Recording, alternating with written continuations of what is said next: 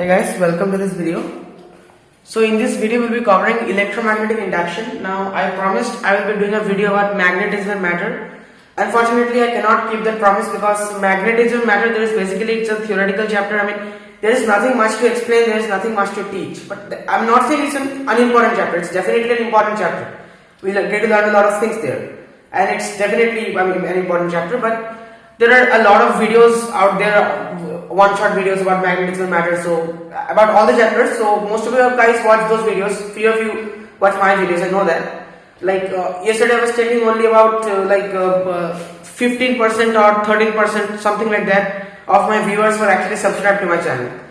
So I don't understand why, because it's not a big channel that you should feel jealous or something that he's already a big channel, I shouldn't subscribe to him, it's a small channel. So I guess you could subscribe to me, that just motivates me. I guess if you're watching my videos then you could subscribe to me, because there are a lot of over 87% viewers of my channel, they have not subscribed to me, but they have viewed my videos. That's what my YouTube statistics told me.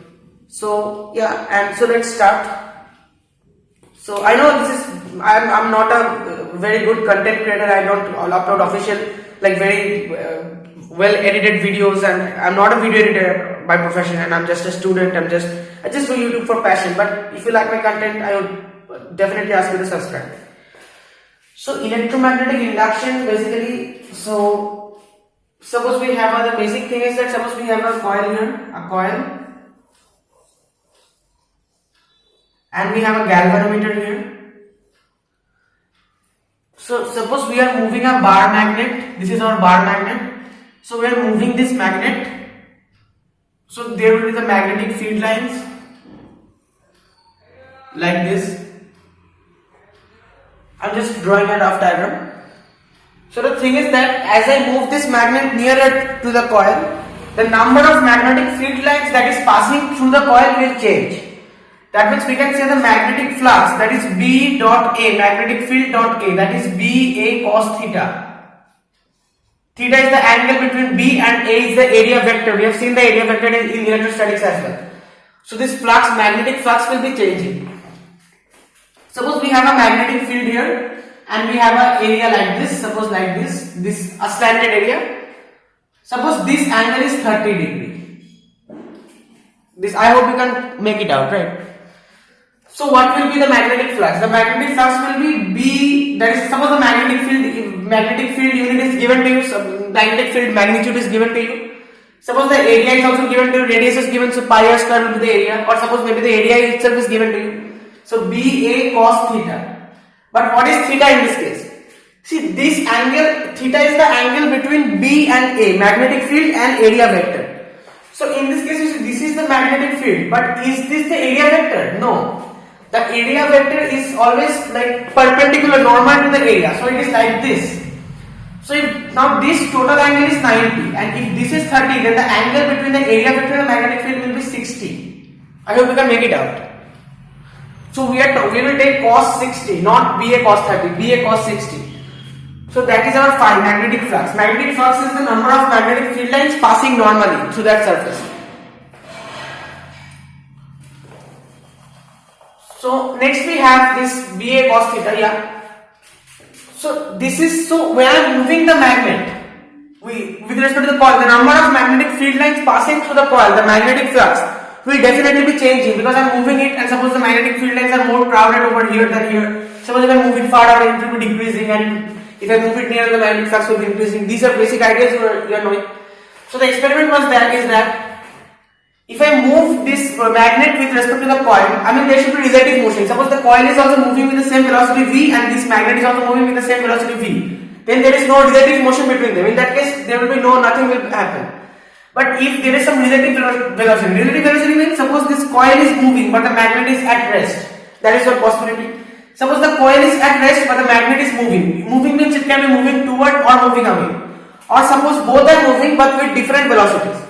In that case, EMF, electromotive force, there is a potential difference. A EMF will get induced in this coil, which will give rise to a current, and that current will be measured by this galvanometer. This galvanometer will show a deflection, which is proof that a current will be developed in this circuit. So that is the basic thing. Now this is the basic idea about electromagnetic induction. So it's a relative motion between the magnet and the coil which induces electric current in the coil, and galvanometer shows the deflection.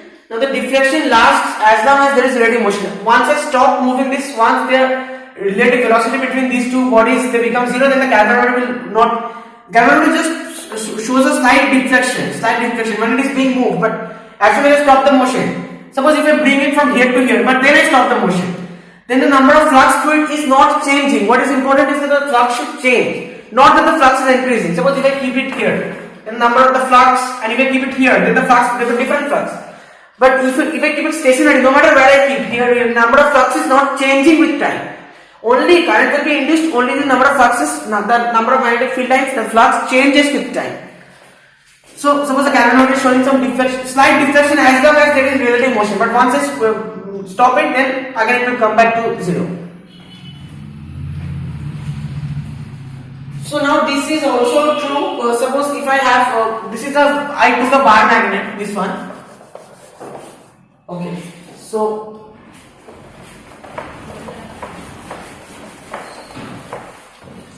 suppose if I take a coil here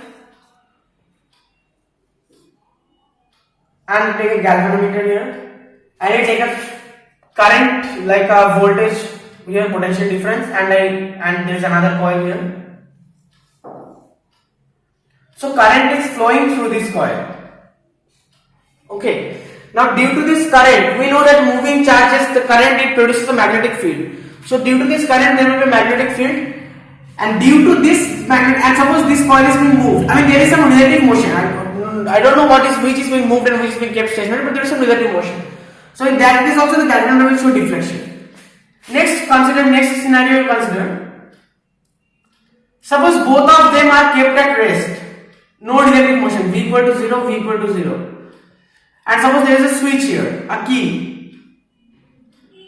So as soon as I press the key, the galvanometer will show a quick deflection. Because the current, as soon as I press the key, the current on the circuit will just start to flow. And the current will start to flow means the current will increase from 0 to its maximum value in a very short time. So due to this, the magnetic flux will be changing, and the galvanometer will show us momentary deflection. A momentary deflection, slight deflection. A momentary deflection.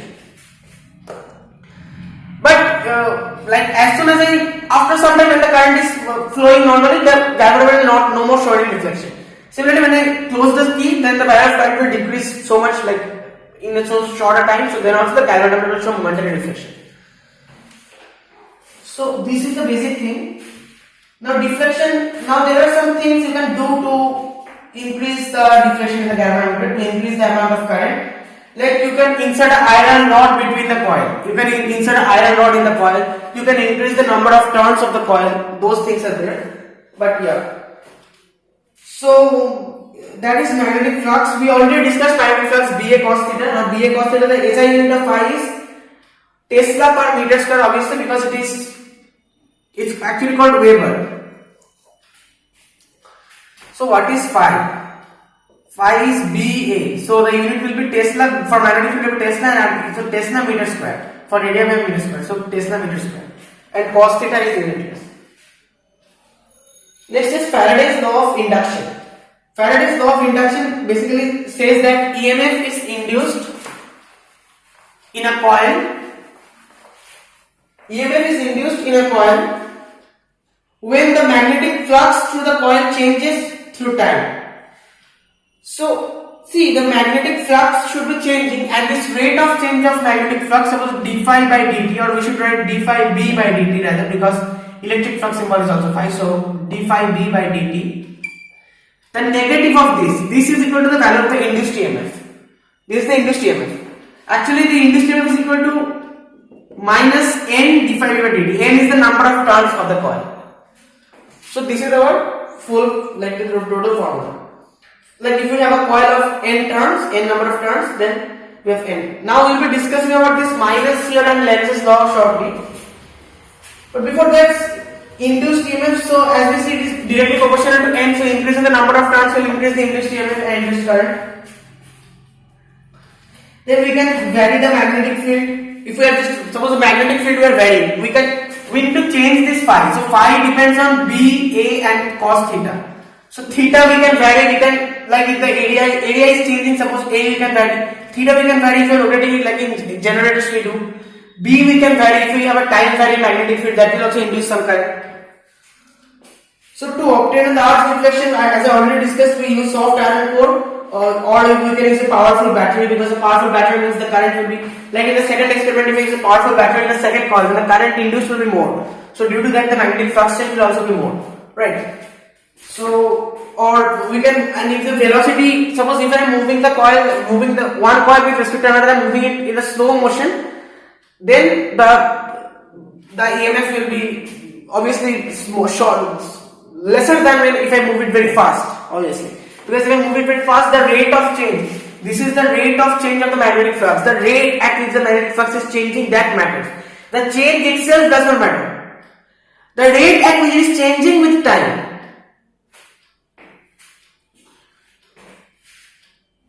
Okay, so yeah.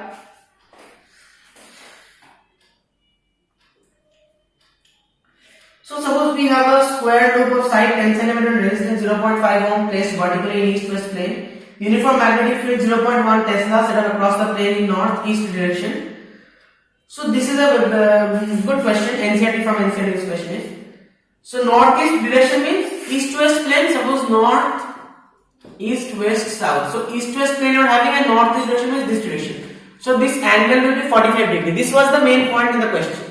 If you have got this thing, then you can easily solve the question. Okay, next is Lenz's law and conservation of energy. Now, why do we have this negative charge here? This negative sign here. Negative sign, not negative charge, negative sign. So, see, basically whenever a current is being induced in a coil, the direction of the induced current will be such that it will oppose the source that induced it. Like, let me give you a simple example, otherwise you will not understand just by words. So the polarity of the induced EMF is such that it tends to produce a current which opposes the change in magnetic flux that produced it. Suppose current is flowing from A to B in a wire, and suppose I have a loop here, circular loop. So now if they ask you the direction of current in this circle, obviously due to this current is flowing, so there will be some magnetic field. Due to the magnetic field, there will be some current induced in this coil, in this loop. Now what will be the direction of the magnetic field? Sorry, direction of the current in this loop. So basically you see, using the right hand rule, so point your thumb along the direction of the flow of current. So then your fingers are curling like this. So above the wire it is coming out towards you. It is coming out towards you. Then like this it is again going inside like this. Like this. So below the wire it is going into the board. I hope you are aware of this notation. So forget what is happening below the wire. So above the wire basically the magnetic field is outward. Now the current, so the target of the current is to oppose the magnetic field. So the target of the current will be to develop a magnetic field that is pointing outward, so that we can oppose this. So now we want to develop a magnetic field in this direction. So the current in the coil should be this. I am pointing my thumb in that direction. So the current should be in this direction. That is in this direction, clockwise direction. So the answer will be clockwise. Okay. So suppose if the north pole of a, suppose we have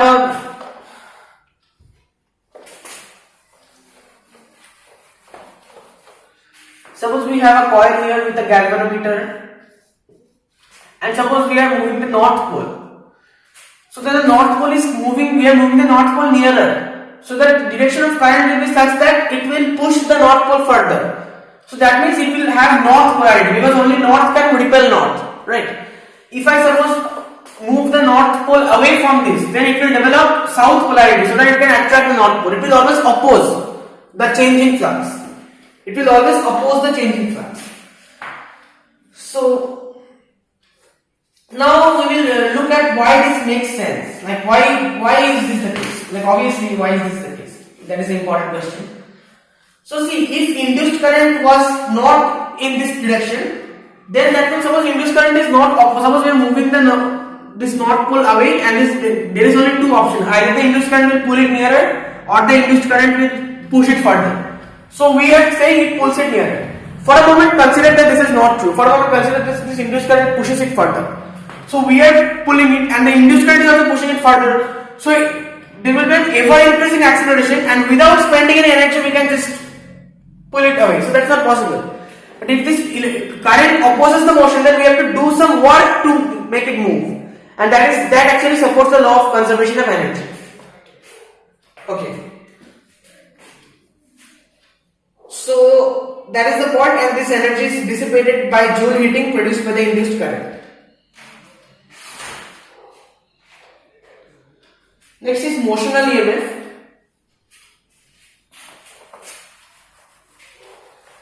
By the way, I'll be dropping one more video about some important questions about the term 1 examination, the CBSE term 1 physics examination. So some important MCQs, very important MCQs I'll be discussing in that video. So not in this video. I initially thought I would do it in this video, but this video I will do only electromagnetic induction, nearby nothing else. So please make sure to check that out. I will maybe give a link in the description or something after I drop it.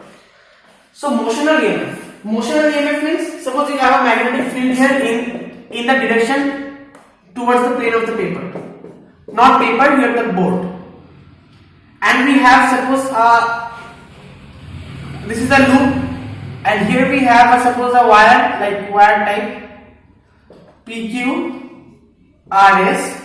Suppose this length of the wire is L, and this is X and this is L. Suppose this wire is moving with some velocity v. This wire is moving with some velocity v. I mean, this entire setup is not moving. Just this wire is moving. This is fixed. This U-shaped, this part is fixed. This wire is only moving through it. Suppose we have made some sliding contact so that the wire can move through it. Suppose. So through the wire, basically forming a square loop, square or rectangular loop. Basically, it's forming a rectangular loop. So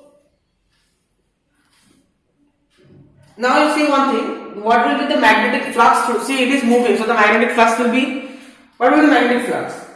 The magnetic flux will be BA cos theta. So here theta is C. The magnetic field is in that direction, like in that direction. So theta will be equal to 0 actually, because it is moving like this. So its area, this is the area. So the area vector will be like this or like this. Let us say like this. This area we are considering, this square area, rectangle area. So the area vector and magnetic field in the same direction. So cos 0 is 1. So just BA. So B is the magnetic field and A is the area of this rectangle. So that is L into X. So phi will be BLX. So d phi dt will be minus d phi dt actually, because that is C. So minus d phi dt will be minus ddt of BLX. So here you see B is constant. The magnetic field is not varying. L, this length is also constant. Only this X is changing because this length is moving. So the value of X is changing, varying with time. So we have minus BL ddt of X. So dx by dt. Now what is dx by dt? Dx by dt is the velocity. Dx by dt is the velocity. But dx by dt will actually be minus v, because see, suppose this is my origin, this is the plus x axis, so the velocity is towards the minus x axis. So dx by dt will be minus v, minus velocity. So this will be minus bl into minus v, so just blv. Suppose if it was moving in this direction, then it would have been minus blv. So this is called motional EMF, because due to the motion of the rod we are producing this EMF. And so yeah. So suppose you consider charge q on this rod PQ, on this wire, this whatever, this PQ. So Q will also be moving with some velocity due to the magnetic field. The force equals to Q, VB will be acting on it. Suppose Q is moving with velocity B in magnetic field B, so force will be Q, VB. We have done this in magnetostatics in the previous video, in the previous lecture. So what is the work done? Work done is force into displacement L. So that is Q VB L. So this is the work done. And you know the EMF, the voltage, that is work done by charge. So Q VB L over Q. So that is, you see, BLV, VBL or BLV, whatever you say. This is also sort of like gives you the idea. Now this portion is very important. When a conductor is moving, the magnetic field is kept constant, we get induced EMF. So when the conductor is stationary and magnetic field is changing, then also we get induced EMF. Now when the conductor is stationary, then V is 0. So F equals, see, if the conductor is stationary but the magnetic field is being varied, then also we get induced EMF. Conductor stationary means this V will be 0. So F will be only, F is QE plus QVB, but QVB will be 0. So F will be only QE. Just the electric field will be there. So force comes from the electric field alone. So we must assume that time varying magnetic field generates an electric field. This must be the otherwise we cannot explain how the induced EMF is being produced. But the thing to note is that these electric fields which are generated by time varying magnetic fields and the original electric fields generated by static charges, they are different. Now how they are different I will not be able to discuss in this video, but they are slightly different. Next is the induced EMF developed between two ends of a conductor of length L rotating with angular velocity. This is I will not be able to show the derivation here, but this is a pretty important formula, so I just mentioning it here.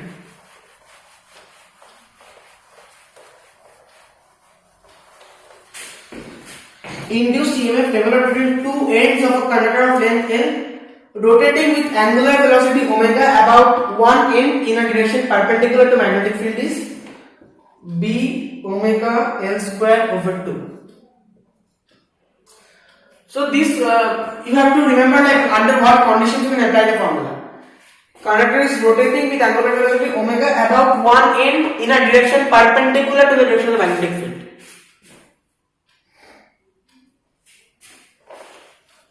Okay. Next, one more important relation here. Suppose E is IR, voltage is equal to IR, and also equal to d phi dt. I am just taking the magnitude, so d phi dt. So from here, I is what? Del Q by del T R equal to d phi dt, or let me write dq by dt, no problem. So one thing we can say d phi. So yeah, we can say dq will be equal to d phi by r. The charge dq will be d phi by r. Okay. Next is eddy currents. Eddy currents is again a theoretical. Like obviously it is not there is mathematics, but at this level there is nothing much to explain here. So eddy currents I think I will skipping. Like basically, see it's just what I can do at maximum is I can just read from NCERT directly. That will not be of any benefit to you. So basically eddy currents are developed like in conductors when we have a time varying magnetic field. They are developed like eddies, like swords, and like they have advantages, disadvantages, and these things. So let us move on to inductance. Now an electric current can be induced in a coil by flux change produced by another coil in its vicinity, or by flux change produced by the same coil itself. In both the cases, see the magnetic flux will be proportional to I. So first let us consider self-induction. So magnetic field, this is called the concept of back EMF, because suppose we have a single coil, no other coil. Single coil, due to the EMF change, due to the magnetic flux change, that will induce a EMF on itself. So phi equal to some constant times I. This constant is called the coefficient of self-inductance L. Now what will be the unit of L? What will be the formula for L? L will be phi over I. So phi means what? B A cos theta I am not writing because cos theta, right? Theta is not the significant term here. B A over I. Now B for us, so here we are considering for a solenoid type coil. So B for a solenoid is mu naught N I A over I. So this N is the number of turns per unit length. So we can write it as the N over L. So mu naught N A over L. So actually if there is a N phi here, so this will be, suppose for a solenoid we have to consider all the fluxes, so all the flux linkages, so N, so that will be mu naught N squared A over L. So this is our formula for L. L is my self-inductance.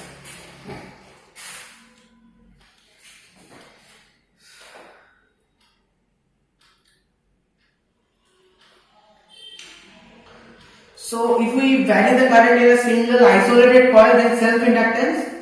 So this one, the formula is that for the EMF, the induced EMF is minus L di by dt, the rate of change of current, minus L di by dt. And self-induced EMF always opposes any change of current in the coil, and that's why it's also called back EMF. So yeah.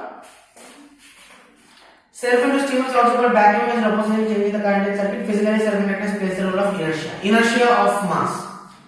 What needs to be done against the back EMF to establish current? This work is stored as magnetic potential energy. So dW by dt will be, this is the power, basically dW by dt is basically the power, so that is VI. So that is L. This is L di dt, so Li di dt. So if you integrate this, you will get W is equal to half Li squared. So like you can get a sort of analogy. It looks like half mv squared. So this L, the self-inductance, is sort of playing the role of mass, inertia, and I is the current that is playing the role of. I mean, it's not a very good analogy, but just to make you understand. So W equals half Li square. This is the magnetic potential energy, and magnetic energy per unit volume, like we had a term half epsilon naught E square, electric energy per unit volume. This is the electric field, and epsilon naught was that electric permeability. Similarly, we have a term here, half 1 over mu naught B square AL. I mean B square over 2 mu naught AL. AL means per unit volume we are considering.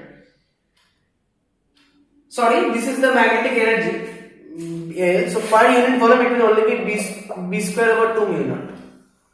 B square over 2 mu naught, yeah. So next is mutual inductance.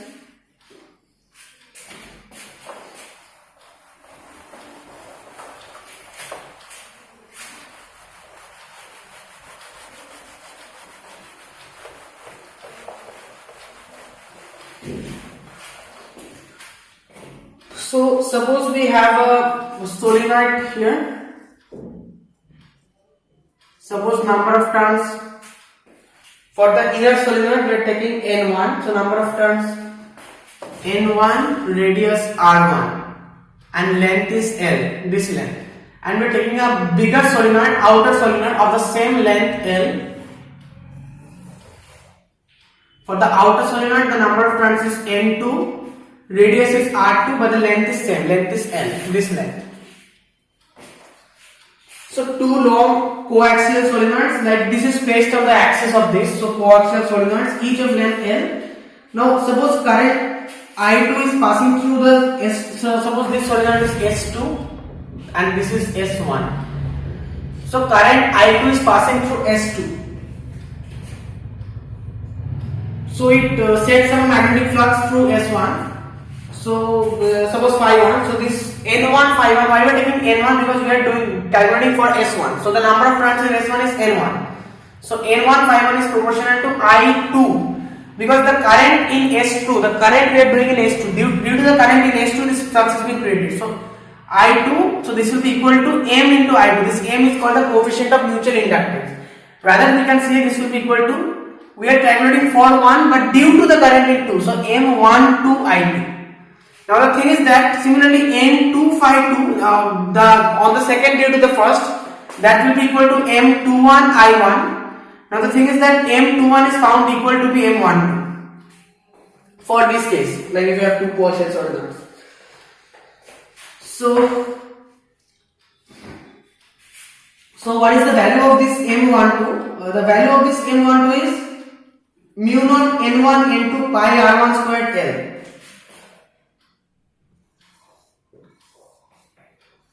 Mu naught n1 into pi r1 squared L. Pi r1, we will always take the radius of the pi r1 squared we will take. So m12 will also come out to be the same thing. So now one thing to note is that if the inner solenoid, like in the mutual inductance in this case we are considering, the inner solenoid is much shorter, like it's very short, then we can easily calculate the N151, that is we can easily calculate this thing as the inner N151 is that thing for the inner solenoid. As inner solenoid is immersed in a uniform magnetic field due to the outer solenoid. But in that case it will be difficult to calculate the N252 because the magnetic field of the inner solenoid will be varying. Okay, next is suppose N151 equals Mi2. So d of N151 by dt, that means we can say E epsilon, not means the voltage, will be M di2 by dt. Sorry, there is a minus sign because E is minus of this thing, E is minus N151. So we can write this. Next is we have AC generator. So again this part I will actually it's not given in much detail. Like at this level, you just need to know the basic things like how we are getting like we are rotating this coil like this. So the theta is changing, cos omega t is changing. From there we are getting NBA omega sin omega t.